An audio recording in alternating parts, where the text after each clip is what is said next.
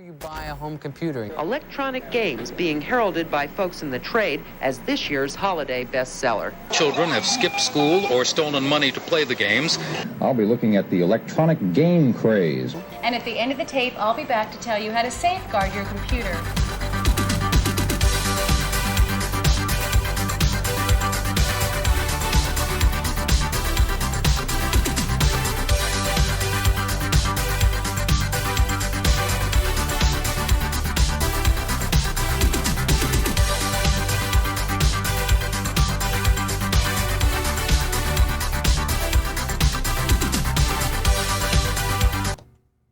Hello everyone, welcome back to Streamer News. We're gonna have a pretty casual episode today. I am pretty burned out after this week of crazy testing, and I am not been sleeping very well. We've got a lot of topics to cover, and there's some stuff I'm excited to talk about. However, we're gonna keep it pretty cash. We're gonna keep it pretty low-key. We're gonna be chill. We're gonna have a good time.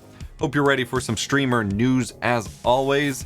I did want to point out RNG, why do I have to Regis, said that apparently Kellogg brought back the apple cinnamon waffles 5 months ago. Hadn't had any since 2009 when the frozen waffle shortage happened. If that's true, I need to go get me some apple cinnamon frozen waffles because I don't know that I've had them, and I am a huge fan of all cinnamon things. So that's not streamer news, but that's news that you might have needed to know. I needed to know it. All right, moving on. Just wanted to point that out there. Appreciate the little nuggets of stuff in chat. So, obviously, of course, first and foremost, we had the NVIDIA launch this week. We had the RTX 3080 go on sale, sort of. Maybe not. It at least released into the wild, and all of the embargoes released and things like that. They actually had an unboxing embargo that happened after, or like before I received my unit. So I didn't even bother posting an unboxing on YouTube. I just went ahead and saved that for Twitter and then used the footage for my YouTube video. Obviously it went up, I covered it. We had blazing fast performance in games, pretty solid performance for streaming. We got the new NVIDIA broadcast app, which is pretty cool, and that finally released yesterday, by the way. So people who were asking in comments where to get it, I was then sharing the link in replies as I could. So pretty cool there. However, once the actual orders went on sale, as pretty much everyone predicted when NVIDIA said they weren't doing pre-orders, they went out of sale pretty much immediately. There were reports that literally as soon as the time flicked over to 6 a.m. Pacific time or 9 a.m. Eastern time, it basically went from coming soon to out of stock immediately, and apparently it went within like a minute, like less than a minute, it was gone. Supposedly their site also had an issue, so that like that initial wave of saying they were already out of stock was actually an error, and then they fixed it later and more stock got out. So I polled on Twitter, and I did have some people respond saying they were able to actually place an order for their 3080. It's not just all bots. There are humans who actually got to order it. And then of course, if you bought a system with one from a system integrator like iBuyPower, apparently 300 people were able to buy RTX 3080 systems from iBuyPower. So they are getting out into the wild. It wasn't just a paper launch. However, there were some bots and stuff like that, and a weird situation of now there's a bunch of, as with every product, this is not exclusive to NVIDIA, to graphics cards, anything like that. It happens with pretty much every product. It was happening with Super Mario 3D All-Stars, but there were a bunch of listings that went up before the cards even released, which I'm fairly certain breaks eBay's rules. Like, you have to be able to ship it when you get paid. I'm pretty sure is the rules.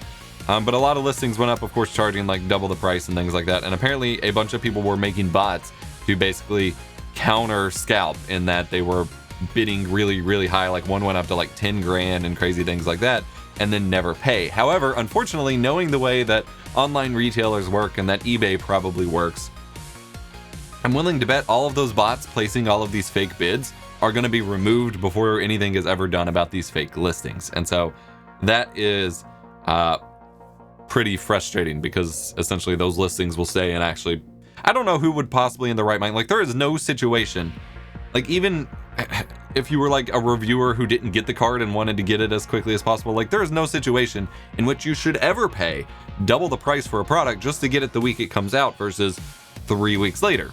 So while it's a crappy situation, and yeah, scalpers are bad, anyone who participates is at fault of their own in that context, because you don't need it. No one needs an RTX 3080. no one should want it bad enough to pay twice as much. Like, there's no situation in which that's reasonable or makes sense. So if like it's a crappy situation, it's frustrating, it's whatever, you know, a race to consume is maybe not the best way to go, but I would probably never describe someone who bought a scalped product on eBay for such a high price. I would never consider them a victim of anything. They chose to do that, and it's their own fault for doing so. Just gonna leave it at that. There are some other news relating to the NVIDIA stuff. Originally, NVIDIA had erroneously made it sound like you could do SR-IOV with the new generation of graphics cards. And what they said is that it can be done, but they're still not allowing it in the driver. If you're unaware of what SR-IOV is, it's actually really cool in that it allows you to essentially take a graphics card and divvy it up against multiple operating systems or virtual machines or whatever. So if you wanted to do 6 gamers, 1 GPU, instead of CPU, you could do that. You could take the RTX 3080 and be like, all right, this machine gets X percentage of it, this one gets X percentage of it, this one gets X percentage of it. And so you need a lot less total resources to make a big, beefy, multi-streaming server like Linus Tech Tips and Craft Computing have been doing. And so historically, you need Teslas or grid cards or whatever modded, and go check out Craft Computing. He has a whole series on building his own gaming server setup. But this basically flip of the switch, apparently this generation, would allow everybody to do that. It's also useful in situations like Unraid, or those of us who want to run multiple operating systems on the same computer. I feel like my capture card's doing that low frame rate thing again, whatever. It would allow us to do that without a whole lot of hassle. So yeah, there's that. But it has the potential. There's a lot of demand for it. So I say tweet at NVIDIA SR-IOV, please, nicely. Maybe they'll get the hint. And along with that, we had a rumored Quadro and a Titan for this new RTX generation. I only have the article here for the rumored Quadro. And of course, these are rumors. It's WFCC tech, take it with, or WCCF tech, take it with whatever grain of salt. But supposedly there's a rumor out there of Quadros and a Titan RTX with 48 gigabytes of the new RAM and the new GPU die. Which makes sense that they would still do a Titan card, given that the 3090 is still aimed at a gaming card. I would love to pick up a Quadro this generation, especially with 48 gigs of VRAM. There's a lot that could be done here. We'll see if it ever comes to fruition. The Quadros seem to roll out pretty slowly sometimes compared to the GeForce cards and things like that. And obviously, there's still this weird thing with graphics cards rollouts in the first place where they don't do all of them at once. Like, I realize that there's a marketing aspect to it and all of that, and I didn't major in marketing. I find most marketing to be BS.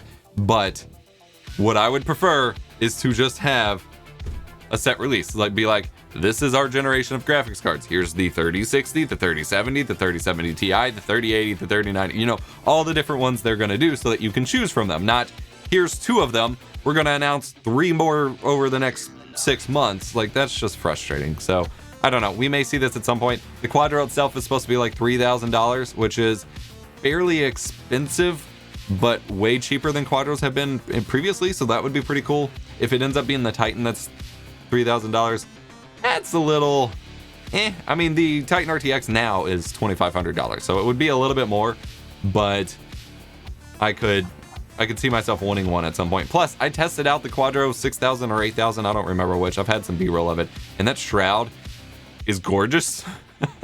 Admittedly, if it was going in my main system, I'd be, you know, water blocking it, but hey, there's that. Next up, PlayStation 5 and Xbox Series X got their official pricing and release going, and PlayStation 5 attempted to launch a pre-order and did that IMO more of a fail than NVIDIA. I think there's a weird, like, the fact that the demand for the NVIDIA graphics cards seemed to have matched the demand for the PlayStation 5, which in theory would be a much more like mainstream targeted product, is kind of bizarre. So that's why I believe some of the claims, like GN was saying, that there's like just an over demand for the product or something like that. But the PlayStation 5, you know, normal version is $500. The digital edition is $399. So it's a little more expensive than the Xbox Series S, but you're getting the full-fledged console for that extra $100. So it's quite the compelling upgrade, and they do have a payment plan option for paying it, at least through GameStop, maybe not through Sony itself. There seems to be no backwards compatibility other than PlayStation 4, which they claimed 99% of games work, and then they're doing the PlayStation Plus like collection of the PS4 games that'll be like fancy versions on the PS5. I was able to secure a pre-order a little bit late through Amazon, but then this morning I got an email saying, hey, the demand's really high, you may not get this on time. I really hope I do. I have, however, reached out to both Xbox and PlayStation to try to get some sort of discussion or even review sample, whatever, going with them, ideally like an interview and a full discussion before launch about the streaming tech on these consoles, because both PlayStation 4 and Xbox One had streaming capabilities on the console, and they were actually pretty compelling if lower quality and limited in certain directions, but there's a lot you could do with it, and I never really got the chance to explore that in videos. I really wanted to do like setup videos for that, and by the time I really got around to it, it was just way too late. I really want to get in, on the ground floor with these new consoles and see what they can do for streaming, and they've been quiet on that front so far, which has me a little nervous, but I'm guessing it's because it's just more of a niche feature than anything else. So I'm hoping to have a conversation with them at some point about those features on the channel, but we'll see. Haven't heard back yet, just emailed like yesterday. But I was able to secure a pre-order for the console itself, but not the camera or remote or anything, so hopefully I can get that in. By the way, going back to NVIDIA for a moment, I was actually able to add to my cart a pre-order for the RTX 3090 on PNY's site. A notification had gone out for some reason to a bunch of people saying PNY had RTX 3090s available for sale. And so I was able to add it to my cart and get to the checkout process. And then it started like airing out, like they had removed it before I finished the checkout. So I wasn't quite quick enough. I might have, like they wouldn't have shipped it early most likely, but I might have been, like the first formal order or something, but they aired it out and I was unable to order it. But I am hoping to get my hands on the 3090. If I don't get sent one for review, I will be buying one myself. I am hoping to still get one sent for review. I'm still, whatever. I'm basically just kind of adding it on top of all the coverage I've already done for my 3080 versus 2080, so it'll be a lot less work for me, but we'll see. So far I don't have a review sample, so given that it's supposed to launch next week, I don't think it's gonna happen, but I'll at least be buying one and providing the same coverage as soon as it arrives at my door, I guess. Then of course we had the Xbox Series S and Xbox Series X, and we got the box art for it, we've got the pricing, we've got the fact that the Xbox Series S is in a way basically just the Xbox One X, but spec'd down in a couple ways. The processor is faster, it's basically running the same processor as the Xbox Series X, however, the GPU is scaled down a little bit, and the RAM is actually less in capacity and speed than the Xbox One X, which means that while it's a very compelling console, and we'll talk about that in a moment, when it comes to like backwards compatibility with the original Xbox and Xbox 360 games, it will only do the Xbox One S kind of tier of backwards compatibility and not the full 4K 60 enhanced versions that you get on the Xbox One X, which is kind of disappointing. But Digital Foundry brought up the good point that the way backwards compatibility works, those games will still be able to run potentially faster and smoother on the Xbox Series S than they did on the Xbox One S, because they will actually just use that available power and run kind of unlocked. So that's pretty cool. Again, the pricing for these consoles, the Xbox Series S is $299, and then the Xbox Series X is still $499. That makes the Xbox Series S incredibly compelling. We are finally at the point where IMO game consoles are caught up with and potentially competing with PC gaming on this front, because the Xbox Series S is not going to do crazy 4K stuff, but it is targeting a 120 FPS experience. It looks like games are targeted to run at around 1440p. It'll be able to upscale to 4K, but the main thing they're pushing is really 1080p or maybe 1440, that's unclear yet, 120 FPS gaming, and they already had a demo of Gears 5 running at 120 FPS. So you have what I would consider to be potentially a revolution in esports available hardware for competitive gaming, where someone with a high refresh, a cheaper, they're much more affordable at lower res now, a cheaper high refresh monitor and an Xbox Series S is the cheapest possible setup you can get for this kind of system. A PC cannot provide that experience at $300. It just can't. So that is amazing, especially when you combine it with the payment plans available here. $25 a month for Series S, $35 for Series X. Game Pass Ultimate is included in that plan. So you get pretty much all the games. You don't have to buy any games for the most part. No upfront cost. This is the best way to get in on like high-end gaming at all. It's mind-blowing, and I really think we're going to see some pretty big changes in the landscape. Like I said, esports and things like that. This is such a bigger like point of entry that I can't imagine it not becoming a huge deal. Like, this is the way to get a system. But can I plug a mouse and keyboard into it? Yes, probably. You can already do that on the PS4 and the Xbox One, so most likely you'll be able to play it as a PC as well. Like, it's getting pretty crazy. Thank you for the $1 super chat, Matty Fresh Gaming. Oh yeah, Dolby also announced that the Xbox Series X and S will also have Dolby Vision and Atmos available built into the system as well, which is the first time a game system has had that. So that is pretty cool. Heck yeah. All right. Oh yeah, and Game Pass for PC just went up yesterday in price. It was still in beta for a bit, so it was only like $5 a month. Now it's up to $10 a month. I honestly just recommend going with Ultimate if you plan on doing anything with an Xbox on its own. But I have through like April 2021 or 2022 Ultimate already renewed because all of my Xbox Live and existing Game Pass time just kind of converted over. So that's pretty cool. Next up, we have more kind of, not really confirmation, but more backing to the idea that a 4K Switch revision is coming next year. They're ramping up production for more Switch consoles, and apparently multiple third-party devs have been asked by Nintendo to make their games 4K ready. So I don't expect, we shouldn't expect a major hardware revision IMO. I don't think it'll be that much faster or anything. I think, especially given they have that NVIDIA Tegra base for this system, I'm betting that they're either going to use the NVIDIA Shield AI upscaling thing. I consider that less likely because reasons, but they will at least have some sort of, internal upscaling from the native game your game runs at on the Switch to 4K, which really just kind of makes it easier and more compatible with 4K TVs. Because on my 4K TV, playing games at native like 720p or 1080p being upscaled is still not the best experience compared to a native res. So I'm excited for this regardless, because they should hopefully fix some other issues with it. But then again, they're Nintendo, so they might not, and they'll just get away with it. Thank you for the $5 super chat, Craft Computing. I agree, the Xbox payment plan with Game Pass included is probably the best deal in gaming right now. Yes, between the crazy revolution in performance that RTX 30 series is bringing and potentially Big Navi bringing, as well as the accessibility that the Xbox Series S is bringing in terms of payment, like, this is a really good time for video games. This is a really good time to get into gaming. Like, oh man, so much good stuff. And a more nerdy topic, AVIF, the image format built upon the AV1, or built from the AV1 codec, which I have talked about on YouTube time and time again, especially this week, which is like way more compressed.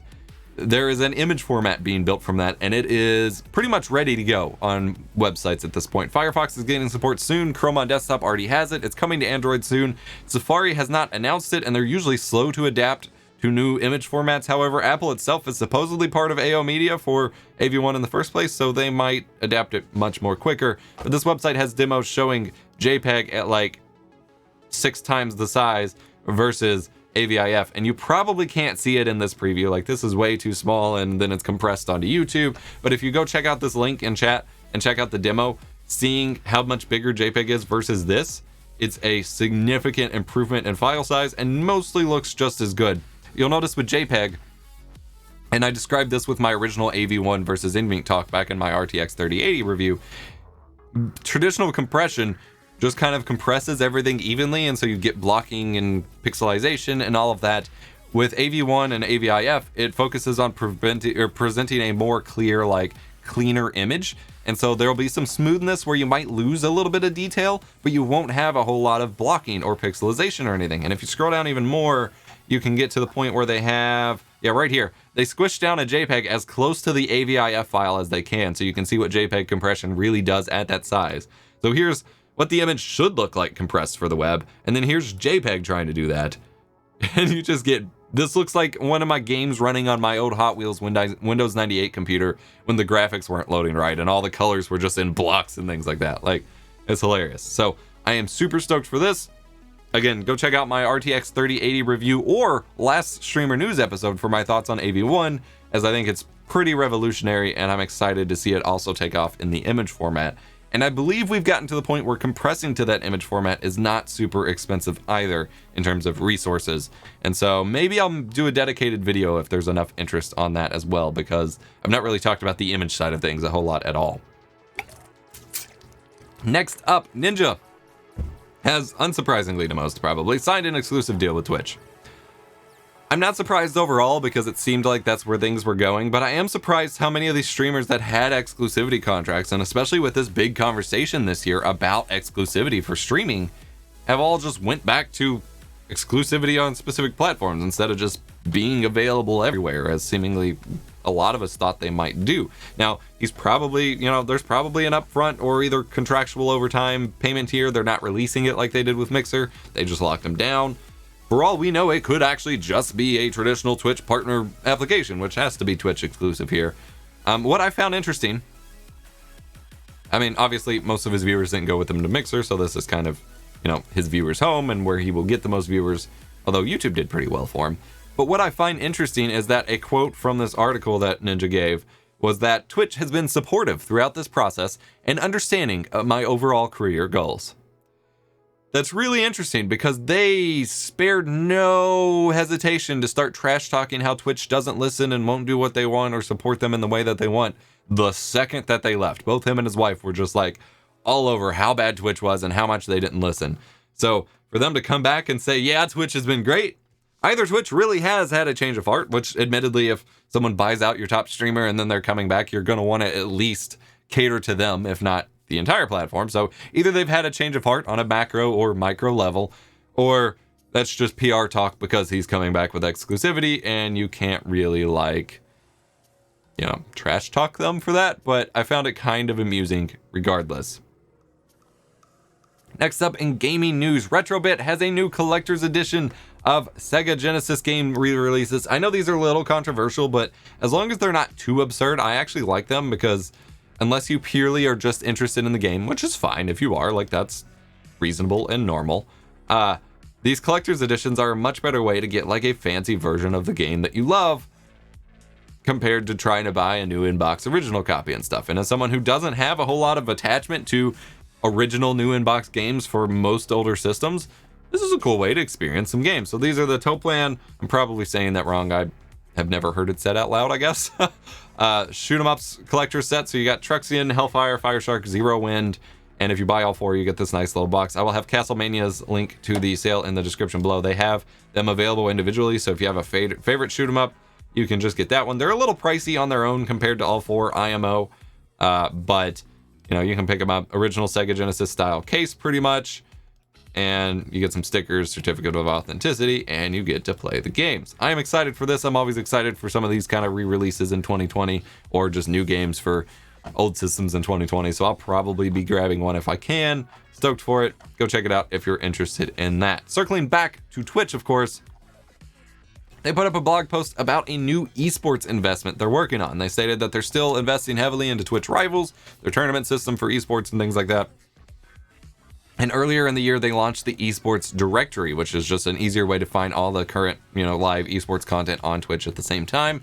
They're now releasing Versus, specifically Versus by Twitch beta, which is a full suite of tools to set up tournaments. Excuse me, I just ate before we started the stream. Set up tournaments, identify live streams of the different players and stuff in the tournaments, show leaderboards, scoring, all of that, to just fully manage your esport through Twitch, which is good for probably the smaller kind of tournament scenes in that, if you don't have an organization you're working with that handles all of this for you, this provides an easier barrier to entry to get more kind of grassrootsy esports things going. But obviously, I don't foresee, unless there's no exclusivity stuff, I don't foresee a major esports organization like ESL really running through this as they have their own systems and tools in place and things like that. So maybe I'm wrong, but it seems pretty cool though. Like, it seems like a cool set of tools for people who use it. We'll see what comes of it in the future. It's currently in a very, very invite-only closed beta, but they're hoping to be kind of aggressive in their rollout of it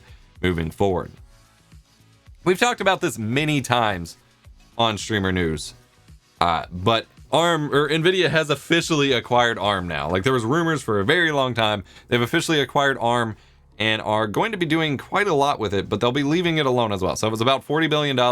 They're leveraging this to take NVIDIA's investment into AI-based technology and ARM's investment in technology behind that and combine them to go full speed on AI development. So they're going to be expanding ARM's R&D presence. They're going to have a new world-class AI research and education center over in England, I believe, and they're going to continue ARM's open licensing model. So short term, no, you can't expect to be able to use your new RTX 3080 on a Mac. I don't think the influence really goes that way, especially since it's just licensing. But long term, those who do work with ARM may end up having some more connections with NVIDIA as well, and some cool combinations of what could be done could happen there. And technically, even if not on the immediate desktop front, technically this brings NVIDIA more towards being a competitor to Intel as well. So that will be interesting to see. In terms of computers that I loved from my childhood, Walmart is now selling Gateway branded computers, mainly laptops from what I can tell. And while they have the cow design boxes, unfortunately the computers do not maintain that design. So that was really disappointing to find out that they don't actually look like that. But hey, one last topic before we hit the break here, and then we got a lot after the break. Glorious and their mice. I used the Model O, the original Model O, and I just got my pink one in, so I feel bad for buying it now because this is coming. Glorious is now releasing a Model O wireless edition, which I have wanted for a while. I think all gaming peripherals should be wireless. I can't stand keyboard and mouse cables at this point, so I'm super stoked, especially for my crazy desk setup where I'm like moving my gaming mouse and keyboard between systems sometimes. For a wireless setup, I'm going to be super stoked for this. It's, I believe Monday is when you can start placing your okay, next Wednesday is when you can start placing your orders for them. I don't know how long they'll take to ship, but I am definitely getting in and getting one because freeing up that extra cable will make my life a lot easier. So I'm going to get a drink here. We are running to an ad break, but this is one where I have to do the reads myself again because I did not have any time this week to prep it ahead of time. But that's fine because we do have a new sponsor to talk about, as well as the one that we usually run. It's a new sponsor that I've talked about a lot on this channel. Unfortunately, it's not Sunkist. I just had to. One day that'll happen. Today is not that day. So, first and foremost. Hi, how you doing?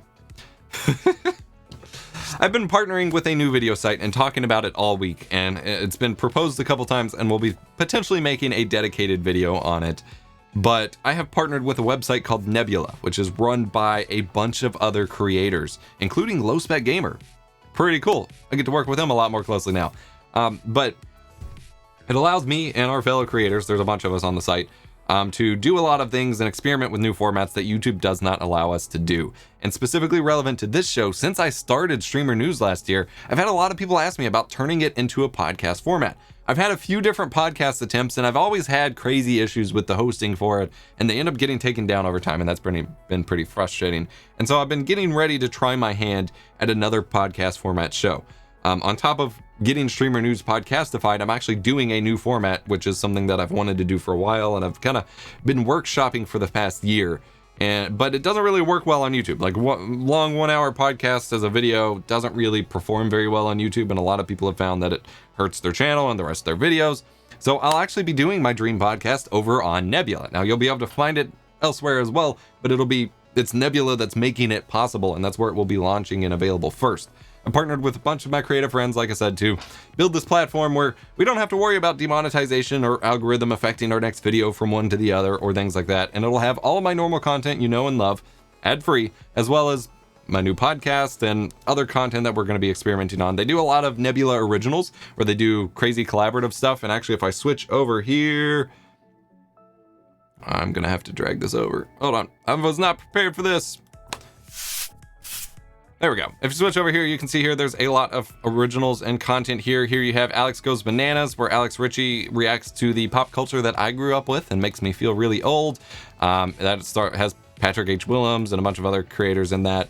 A lot of good content in here.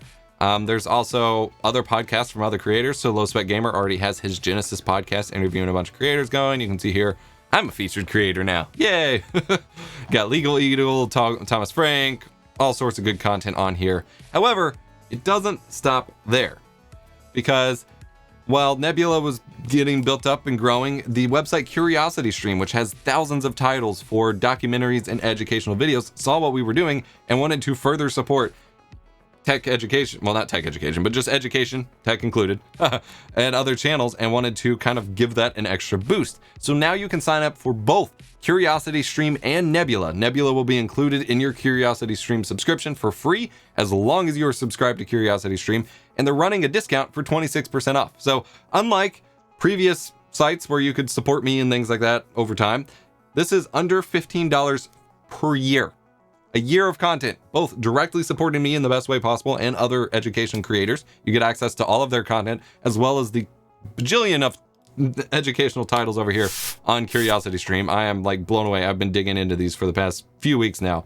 A lot of cool stuff, pretty much for everybody if you're interested in this kind of stuff. You get all of that, both sites, access to them through one subscription for under $15 a month over at curiositystream.com/epos, coupon code EPOS, all of that. It is pretty bonkers.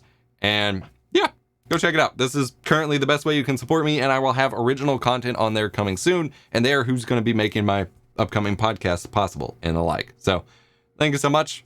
I did want, of course, give a shout out to our second sponsor for today, as always, is Nerd or Die. They have their Clear View package that just got updated to V2. So it's got improved assets, new colors, new customization, and if you already own Clear View, it's provided to you for free, which is pretty freaking cool. Otherwise, it's on sale, and you can save an additional 15% with coupon code EposVox at eposvox.gg/nerdordie. Woo! All right, we're gonna slow things down here a little bit because I do have a couple little unboxings here I want to show you for today, and catch up on chat because I've had all those tabs open. I haven't really got to look at your chat yet. Obviously, some of y'all thought it was gonna be Sunkissed.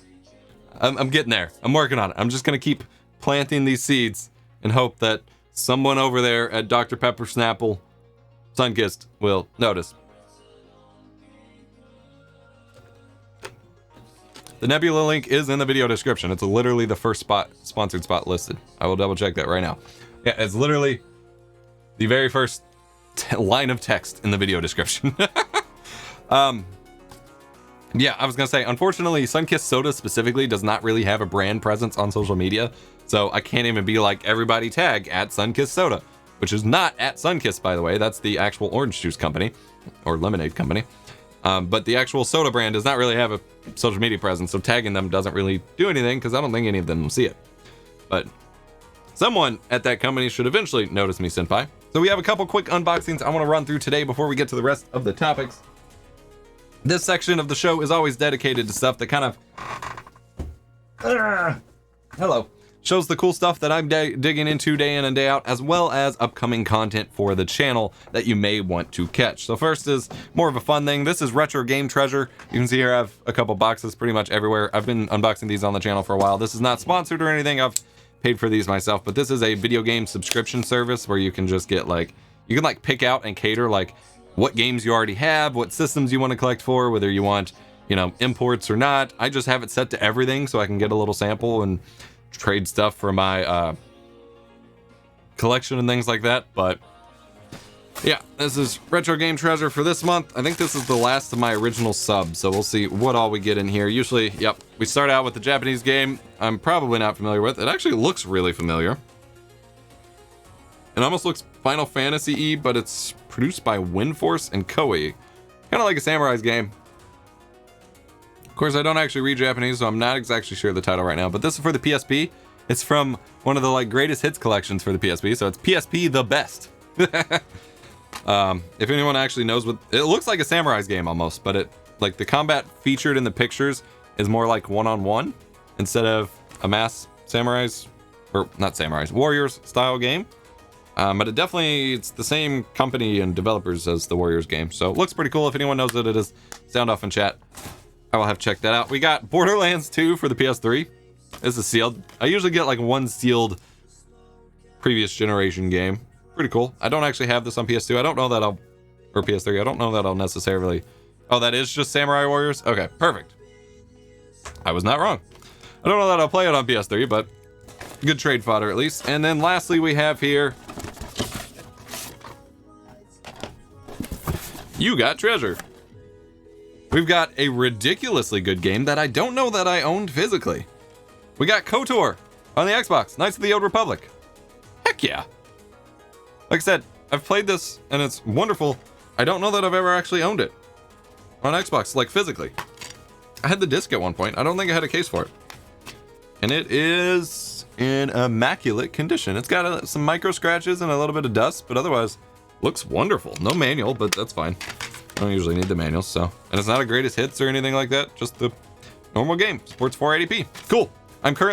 I just acquired a new modded Xbox that I swapped to a 2 terabyte hard drive, and then I'm sending my Halo Xbox off to Mr. Mario 2011. We're gonna do a little funky stuff with that one as well. I'm pretty stoked. And I do have a PS2 modding video coming. It's going to be like a master class. I'm covering like everything you could do with modding a PS2 at that point. So pretty cool stuff there. Stay tuned for that. I just like talking about the gaming stuff we do here as well. Top shelf stuff. Yeah. So this is a capture card that someone sent me on Twitter that I wanted to check out. It's called the Yodo Cap, I think. Yeah, Yodo Cap. So descriptive. Someone sent me this on Twitter. This is a PCIe capture card that looks like a Live Gamer HD ripoff or what have you. This packaging is weird. It looks like you would take it out of here, but then you take it out of the back. We're just gonna tear that cardboard. That's fine. So this looks visually almost exactly like a Live Gamer HD kind of ripoff from AVIF. It's got like a little dragon on it. See if we can hide my face. Dark Dragon capture card. But it says 4K in and out, 60 FPS. It was completely unclear, as these knockoff capture cards always are, on the product page, if it actually captures 4K, or if it just supports pass-through, or if it supports any of it. However, I'm going to say it probably doesn't support capturing 4K because it's a PCIe 1X card. So unless they bumped it up to PCIe Gen 3, which most capture cards, I don't know why. I need to ask at some point. I don't know why most capture products run on like PCIe Gen 2 when pretty much anything released in the past 10 years would be up on Gen 3. Like, there's no compatibility concerns there as far as I'm concerned. But anyway, like, unless they bumped it up a spec, I'm gonna say PCIe X1 is going to be 1080p capture only, but we'll check it out. It's got a driver CD. I really don't want to install that. Comes with a small form factor, low profile bracket, pretty neat. And then the tiniest HDMI cable you could get with a Who is gonna use this with a capture card? Are you just gonna, like, especially an internal one, are you just gonna set your Xbox or PlayStation like behind your PC and like run it? Why would you include this with a capture card? Come on now. Anyway, we'll check that out in a future video, give it the old review rundown, see if it's worth buying. It was fairly cheap for what it was, but like I said, I'm willing to bet it's 1080p only, and or in terms of capture, probably pass through 4K, and probably no like PC format support, so 1440p, any of that. Looked like some collection of the Warriors games. Yeah, probably like maybe like an Orochi game, Warriors Orochi maybe. PCIe X4 capture cards win.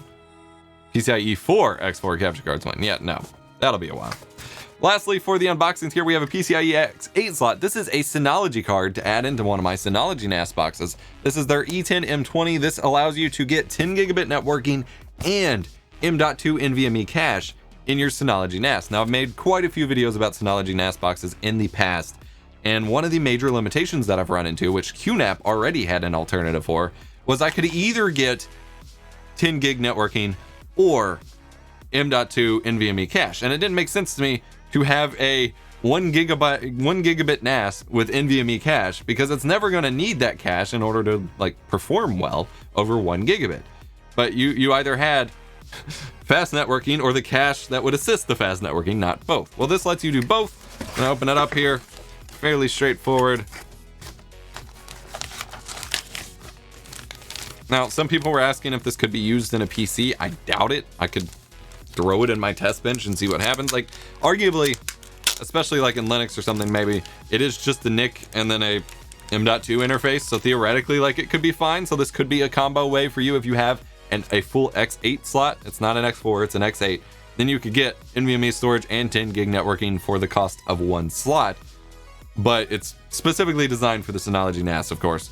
So you have your 10 gig NIC here, you got a beefy heatsink on that, and then you got two up to 110 or 2280 is the most common format NVMe drive slots here, and then you got a beefy heatsink to slap on top of them, because obviously this sits like next to your drives in like a little corner in the NAS, so whatever airflow you get, you want to maximize your cooling with. So this thing is a beastly heatsink for these little drives. So I've ordered, and these are just Gen 3, of course. I doubt they have any NASs with Gen 4 anytime soon. So I just ordered a couple 1 terabyte Sabrent drives that I'm going to throw in here. And the goal is to improve my performance, because currently the highest speed I have seen the highest speed I've seen on my Synology NAS that I currently have, which is the 2419 Plus, so 12 drives, I believe, is about, in terms of real performance, about 4 to 5 gigabits per second, and then in terms of a raw network test, about 6 gigabits per second. But that was to a separate box, not my main PC. So the goal here is that I can improve, especially because there's a lot of files that I do, like my graphics and my overlays and stuff. There's a lot that I do reference a lot, that if I could speed up, and get closer to the 10 gigabit line, even though it's a spinning disk array, that would be helpful. Otherwise, just cache just generally helps things out. I am running into a weird network thing, though, that is preventing me from reaching 10 gig on anything. But specifically, I've been working on an Unraid server for continuing my server project from last year. And for whatever reason, specifically from that Unraid box to my main PC, I'm only getting like 1.5 gigabits per second. But we've tested this in every way I could possibly come up with. And to my Synology box or to another PC right next to it, I can get like, to a Windows PC, I can get like 2 to 3 gigabits per second. But to the Synology box, I can get 6 gigabits per second both directions. But to my main PC where I need the speed, it's only 1.5. So we're still figuring all of that. But, yeah, there's a lot going on there. So that's the unboxings for today. Check out our sponsors, Curiosity Stream. Please, if you want to support the channel, that is the best way to go sign up, especially while they're still having that 26% off promotion. It's like $14.75 for an entire year of content, direct supporting of channels like mine and all the others on the platform, and just 2 sites worth of wonderful content. Why would you not? So go check that out if you want to figure out how to convince Sunkiss. Wink, wink. But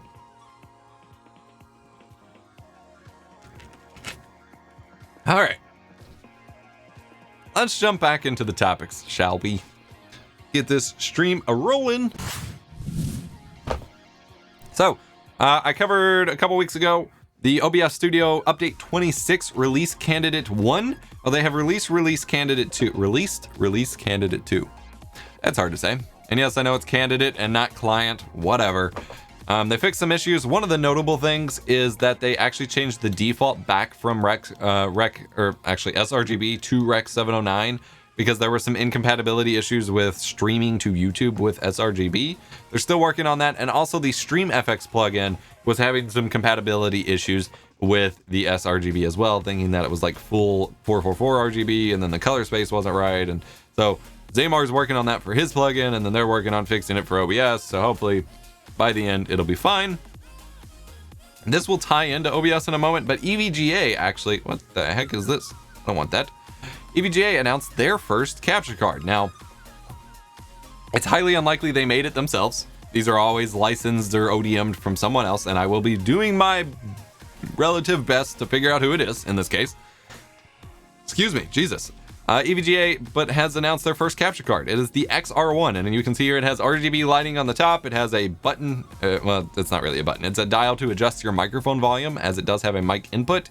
It supports 4K 60 FPS HDR pass-through and then captures 1080p 60. So it's like the Razer Ripsaw HD, the Live Gamer Ultra, the HD 60s Plus, but it also says it supports 120 FPS HDR pass-through as well. Now this says 2K. I'm going to call EVGA out and point out that 1440p is not 2K. 2K, the resolution format, is 2048 by 1080. That is 2K, not 1440p, just to be clear. But 1440p, 120 FPS HDR pass-through, so that will be pretty cool to test because it will actually support, you know, high refresh rate stuff. A lot of these 4K pass-through cards only stick to those formats. So the Elgato HD60S Plus and the 4K 60S Plus, as well as the older Live Gamer Extreme 2 and the Razer Ripsaw HD, all only support 1080p and then 4K, no 1440p or high refresh rate or anything like that. This one does. Should be pretty neat. I believe it's getting to me next week, so I will be checking that out as well. Got a built-in audio mixer, but one of the big things they're marketing with it is that it is the first certified for OBS capture card, which is first because it's a new program that OBS has been working on for a while, which is really bad timing for me, as I will talk about in a moment. But they are working on certifying specific devices like Skype or Discord or Ventrilo or TeamSpeak or whatever would, to say that, yeah, this works with OBS. Now, overall, those badges usually don't mean a ton because for the most part, it's just like, oh, yep, it works and we're good. Now, I do know that they're working on specifics for it and to make it better and whatever. And so that's why they don't just have a list of devices up front. Like there is some testing and qualification involved here. So that's pretty cool. Gamer1 Xbox 360 said, I signed up to Curiosity Nebula to support you. Thank you so much. Means the world. Also, if you're on Discord, if you sign up for Curiosity and Nebula, ping our moderators with like a picture of your receipt with no personal information, of course, and you will get access to a secret channel on our Discord as well. Anyway, they're working on the certification program, so it will be pretty cool. And to see what devices show up here, obviously this is the first one. But I will say, I mentioned that it was kind of bad timing for me because I've been working on my own like little badge, kind of like Hardware Canucks' damn good award or whatever. Like I attempted this a couple years ago and then didn't really stick with it or go with it anywhere. It didn't really feel arbitrary, but I've actually been working on like specific qualifications in terms of specs for capture cards primarily, but I'll also have categories for audio products, accessories like, you can't see this, the Stream Deck and things like that, to have a Stream Professor certification of sorts. And I'm really stoked to launch this, and we actually have a dedicated product we're gonna launch with this. So it's gonna look like I'm copying them, and I get that, whatever. They're not the first to do it. Skype, Ventrilo, Discord, TeamSpeak, all of those did that first, and whatever. Windows 10 had certification for webcams, but I swear I'm not just riffing on OBS. Like we have a cool announcement coming and the vague future of a product that will be the first that I know of that will actually have like the Stream Professor certification on the box. So that will be pretty cool once we get to it. In less exciting news, Twitch had a massive flop this week in that they started on Monday, I believe, an experiment like YouTube runs all the time where they tested automatic mid-roll ads for viewers, which led to many viewers missing important parts of streams, announcements on the PS4 and Xbox streams, all sorts of stuff, and just generally making the entire stream community mad. Then they responded and said, hey, we've completed the trial. Ads are an essential part of keeping Twitch freely available, and we understand your concerns. We'll continue to work on ways to improve it. But they didn't actually say they turned it off, but thankfully they responded to Retro Alley saying, yeah, we included it. We're not going to show it anymore. And then they accidentally, I don't think I have a link for it, they accidentally exposed a ad management tool, which is supposedly completely unrelated to streamers as well in the dashboard that they then had to hide again because it wasn't meant to roll out yet. Ultimately, Twitch has a huge advertising problem, and that's been talked about for a while, in that advertisements turn off viewers, both in the middle of the stream and specifically the pre-roll ads when you go to click on a stream. It's very rare that I'll stick around for a stream if the mid-roll ad pops up because it isn't worth it. Like, unless I'm really there to watch it. Like, if I'm just browsing, like, it's like when you're channel surfing. If you channel surf to a TV channel, I know many of you don't use TVs anymore, but if you're channel surfing to a TV channel and one's on a commercial, you're not going to stick around to see what happens after the commercial. You're going to go find what's actually on, unless you're specifically choosing that content. So Twitch has an issue here where, unlike YouTube, the culture surrounding Twitch is entirely focused on directly supporting the creators, but that only minimally supports the platform itself. And so in order for Twitch to make money, they still need to run ads and things like that. However, ads are not profitable for streamers at all. And there were some anecdotal evidence that I've retweeted throughout the week of people who had contracts with specific agencies or game groups or whatever, where they had to run ads like every hour, and they made like $2 whole more for that period and lost most of their viewers because people do not want to stick around with it. So YouTube has the culture of being ad supported on all of this, but not direct supported, which is what I've talked about previously about how people will throw infinite money at Twitch streams, but then nothing at hard-working YouTube videos. So YouTube is ad-supported in the cultural sense. Twitch has the culture of not being ad-supported, and ads don't even really earn the creator anything. And so it's really hard for Twitch to find any ground here to actually use ads and leverage them to make themselves money, because no one wants to run them. And a lot of people, like whenever they talked about the tool that got exposed and stuff, they're talking about, actually I think it said here, give streamers more control. The problem is I don't think they want to give streamers any control, because realistically every streamer is going to turn off ads because it turns away viewers and does not make them any significant amount of money. So I don't know what the win is here. Obviously short term, you could just promote Twitch Turbo and get a lot of people to sign up for that. But as Devin Nash explained, that actually costs them more money than advertisement does. So I don't know what the solution is, but it's a really tough spot, and it's kind of amusing to just watch them like flop around in it, because to so many people it was just an obvious like bad idea. So yeah. In good news though, they did add a feature that you could actually pause chat while it was scrolling, so you could actually respond to a chat message and not have it scroll away. Don't know why it took 10 years to get that feature, but yeah. That was a feature that should have happened a very long time ago. Scott Pilgrim versus the World is coming back. This is a game that released on Xbox Live Arcade as well as PlayStation Plus or PlayStation 3 back in the day, and due to some sort of weird licensing issues was completely removed and never accessible again. I have it downloaded on my PS3. I believe it was one of the games I selected as the PS Plus rewards whenever PSN had that huge outage and then gave you free games. Otherwise, I guess I just bought it. This was like 2011. I bought it for myself, and I've kept it installed the entire time because you cannot download it anymore. It's not even like that amazing of a game. Like, it's a good game, but it's developed this weird cult following because it was removed and made inaccessible. But it's just a side-scrolling like beat 'em up, like Beats of Rage or something, with Scott Pilgrim theme and stories and things like that. It's pretty fun. It's pretty cool. They're bringing it back, complete edition on the new consoles and PC as well, which is pretty cool to see. No word on the physical release, but basically everyone spammed limited run games being like, you guys need to work with them for a physical release. So hopefully we get one, because that would be pretty cool. I still have no clue like the real reason why it was gone and gone for so long, or what changed for them to get it out now. And it sucks that it seems like they're just like, oh, if you bought it before, good luck, you can buy it again. But it's exciting that it's back regardless, because people have been waiting for this for 9 years now. It's pretty crazy. In a weird turn of events, Microsoft's bid for TikTok was denied, and instead apparently Oracle won that deal, which is a little weird. I mean, it was already kind of out of character for Microsoft to have TikTok in the first place, but it's also out of character for Oracle to have it. We'll see what goes on. It's slated to be banned on Sunday, so we'll see if they get that worked out. I don't know. I just wanted to provide the update. At this point, the conversation about TikTok is just so bizarre. Like, I feel like all of the discussion about it being banned, and then who's buying it and all of this, kind of killed a lot of momentum and interest in the platform. And maybe that's just me, but that seems to be like this kind of will they won't they thing just kind of made it a lot less appealing. IMO. Yeah. One of my favorite games of last year, I believe it was last year, was Ion Fury. It is a game built upon the original 3D engine that was used for Duke Nukem and things like that. I did a couple streams of it playing it on a CRT last year. It's a blast. It is a wonderful game that still holds up, despite being built on older tech. It holds up gameplay-wise and fun-wise very well. It's getting its first expansion soon, and I am so stoked for that. I haven't actually fully finished it because I had a lot of changes with my gaming PC after I got so far in it, and I had to start over at one point, but I am hoping to finish this soon. Maybe I'll stream it if I can somehow stream again.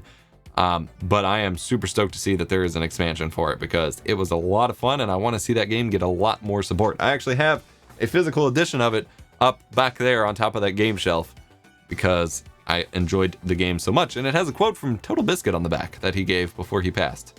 So it's kind of special in that regard to me, I guess.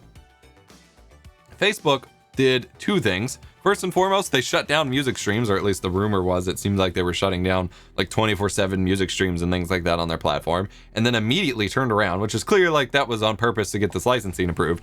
they now allow partnered streamers to play copyrighted radio music in the background of their streams. They have worked out a licensing deal for it. Now, I have tried digging in a little bit, and there's not a whole lot of clear documentation on exactly what is and what isn't allowed. And if you're playing, if you're playing a song that isn't allowed, they're going to give you a little notice that says, hey, the song isn't allowed, you need to stop. Which is weird. I mean, that's what YouTube does, but it's weird that, like, you kind of have to guess, I guess. But it's kind of interesting that they have supposedly cracked the licensing code that literally no one else has.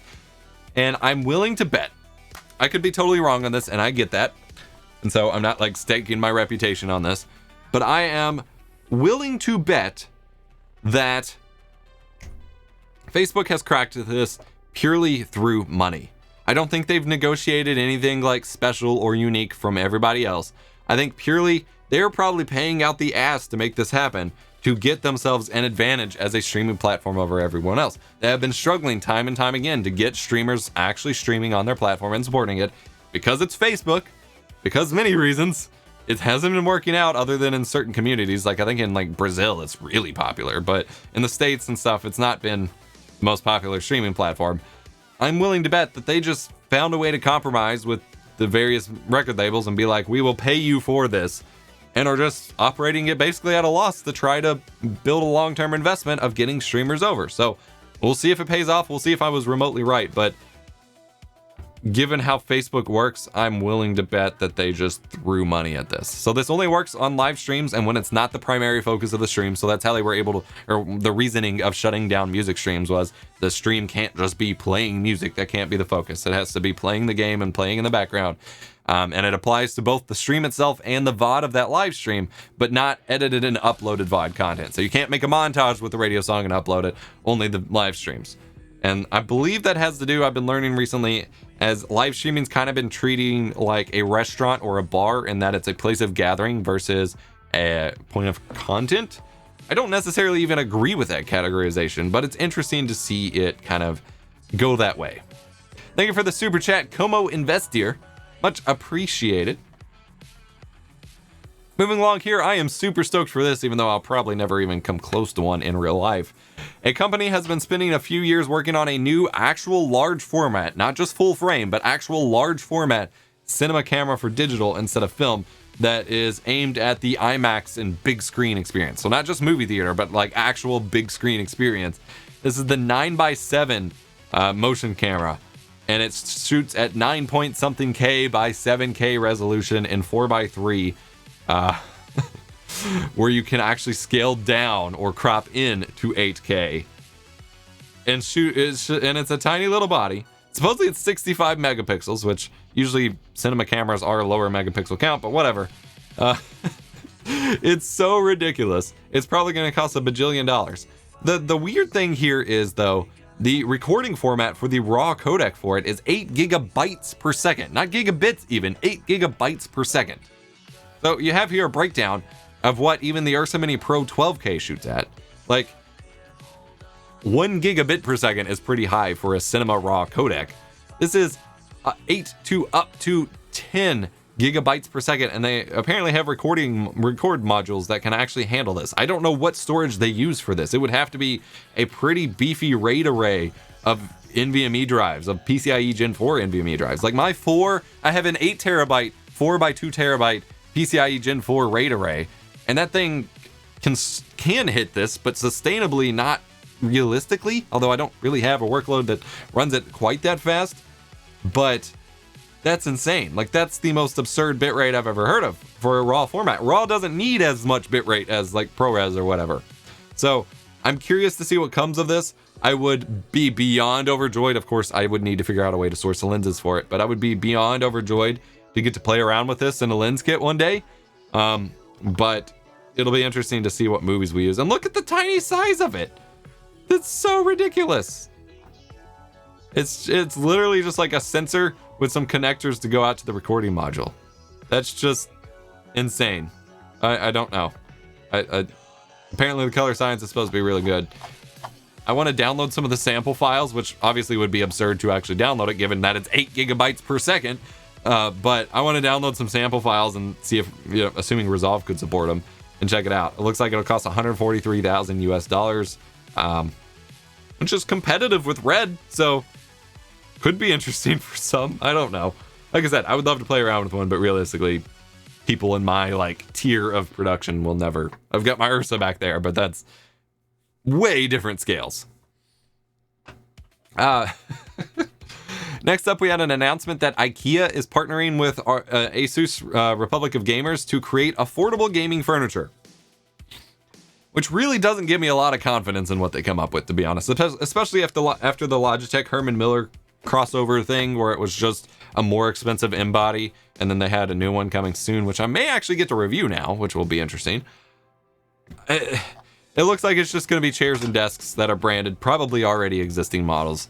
I don't expect much here, especially after the last announcement disappointed me, but it'll be interesting to see regardless. Got a few other topics here to follow up on. AMD released their first teaser of their big Navi graphics card on a Fortnite island, which is whatever. What I found interesting is that there were a lot of people, including other tech content creators, that were extremely mad about this.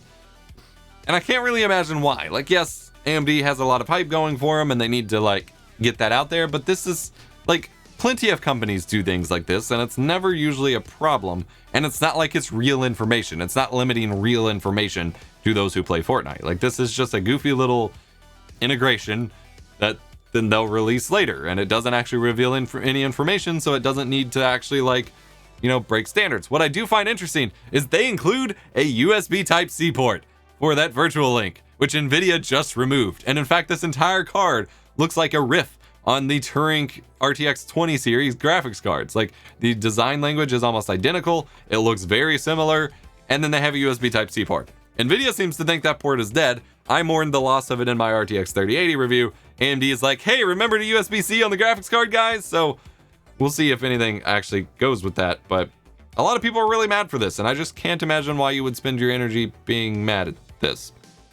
Just me, though.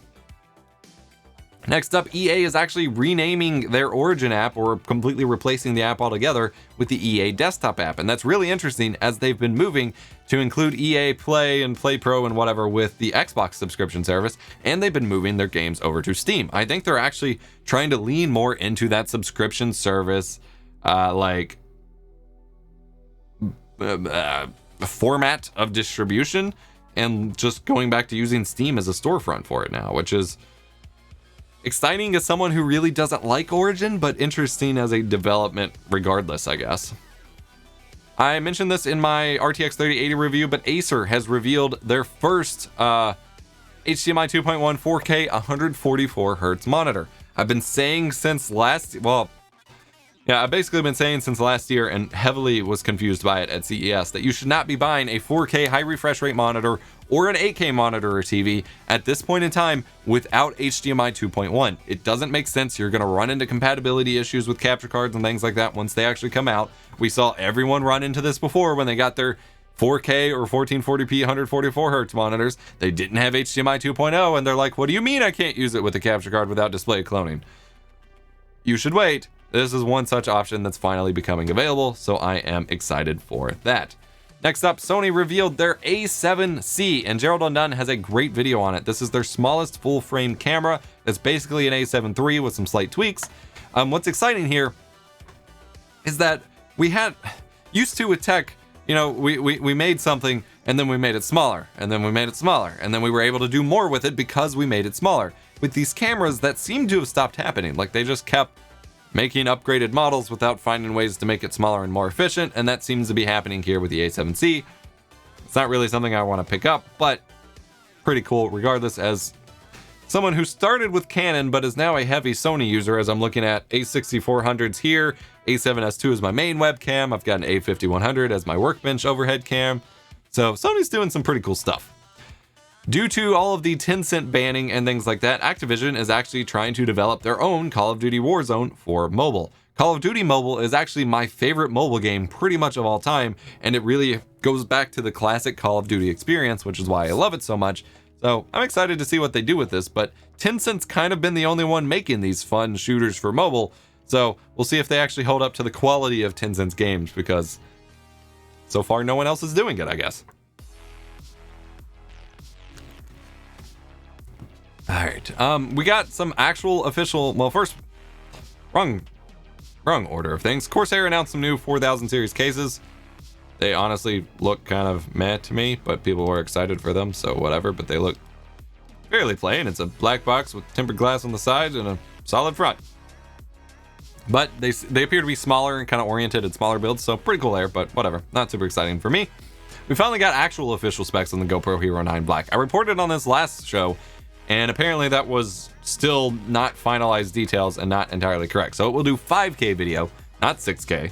20 megapixel photos, 30% longer battery life. You do have the color front-facing display, as everyone was saying, and Hypersmooth 3.0. So pretty cool overall, but the original rumor was 6K, it's 5K. Doesn't really matter when you're using a tiny GoPro sensor. Facebook, with all of the craziness they've been doing with Oculus and insisting on having a Facebook account and all that, they're actually retiring the Oculus Rift S and won't be doing any more PC-only VR headsets. They're going to be focusing on the Quest, which is interesting. I still only own an original Oculus Rift, and I've barely used it. I keep meaning to get back to it and have it, but it's been crazy how weird, like Oculus was like king, and then all this Facebook stuff has really kind of tarnished the reputation for some people, so that's the thing. The Canon EOS Webcam Utility got an official release finally. Excuse me, so it was in beta when I reported on it back in May. Had a limited official support for cameras, but a lot of people found their cameras worked with it anyway. Well, now it's officially released. Windows and Mac are available. Mac is still in beta, however, and it supports cameras going back as far as the T3i, which you can get pretty cheap. So you could get a very high quality webcam. You're not gonna have autofocus with the T3i, but a very high quality webcam for pretty cheap through this utility. It's still going to be limited to the photo tethering preview, so it'll still be like 576p 30, but compared to a lot of webcam options, it would be pretty compelling, and it's pretty cool that it got a final release. Hopefully it's a little bit more stable and all of that, but you know, pretty cool regardless. Moving on, the RetroTINK 2X multi-format, which I've covered and will be covering in an upcoming masterclass for upscaling your retro consoles. The multi-format version, which supports 480p, finally got 444 chroma subsampling support. Originally, it only supported 422, I believe, in 480p mode due to a weird limitation. However, they were able to patch in 444 mode, so now you get full colors, which is important for upscaling retro games, as I will cover in that video, and I covered in my part 1 of upscaling retro games, because when you have such a small image, in order to scale it up to 1080p or 4K or whatever, you need all of that color information preserved. Otherwise, you'll get fringing, softer edges, incorrect colors in some weird circumstances. So the fact that they got it working, even if it's like a pseudo mode, is quite nice, and I'm glad to see it. Nintendo has discontinued production of the 3DS after 10 years. It's kind of crazy that I am now quite a few years out of college. I'm now 5 years out of college, and the 3DS came out in high school, when I was in high school. Pretty crazy. It's finally ending its life. Oh, that sounds weird. It's finally getting shut down. It has so many games on it. Plays DS games as well. Pretty solid system. I still need to fix my 3DS capture system at some point. It's kind of tedious because I have to swap the USB ports and just hope that that fixes it. But hey, got final couple stories here. We got rumors about the upcoming next-gen Ryzen processors. Apparently, they're going with the 5000 series instead of 4000 to avoid confusion with the APUs that were 4000, which I wish they had done sooner, because it was already confusing that the 3000 series APUs were actually more akin to the 2000 series CPUs, and then the 4000 series APUs were more akin to the 3000 series CPUs. So now they're trying to line things up a little better. And supposedly the 5900X will have 12 cores and the 5800X will have 8. So we'll see how that goes. Thank you for the super chat, Maddie Fresh Gaming. And then final topic for today, DaVinci Resolve got a new update yesterday, supposedly adding support for Ampere GPUs and then some extra Linux stuff and ATEM Mini Pro stuff. The thing is, because people were telling me this about Premiere Pro as well, a video editor 9 times out of 10 will not require any sort of update to support a new graphics card unless it's a brand new technology, decode method, filter, whatever. Just having more CUDA cores and more VRAM does not need an update to support. It just uses the extra power. And in this specific case, I ran this test multiple times throughout, on the same systems that I ran my original benchmarks on, and both with the Puget Bints and my sample project, I actually got ever so slightly worse scores on this update than the previous update. So I don't think, I mean, there's obviously any number of extra little features or effects or whatever that improved with this that I just didn't have a test for, but in everything that I could test, I found no reason to believe that it made anything better or that specific update supported anything more. So I found that a little disingenuous, but hey, doesn't matter overall. So that is this week's streamer news. Like I said, kept keeping it pretty chill, pretty casual here. Ran a little longer than expected, but that's fine. I wanted to respond to chat here. Nate's Miniatures says, I film 4K on the A6400 and I use DaVinci Resolve. I have an i7 6700K and an RX 5700 XT, but I want to upgrade to something where I can scrub through footage smoother. What would you pick? Genuinely, this has actually come up in my Discord server multiple times over the past couple of weeks. Before updating GPUs, I would buy a licensed copy of DaVinci Resolve Studio if you're not on that ready. The free version and the studio version use very different encoding and decoding engines.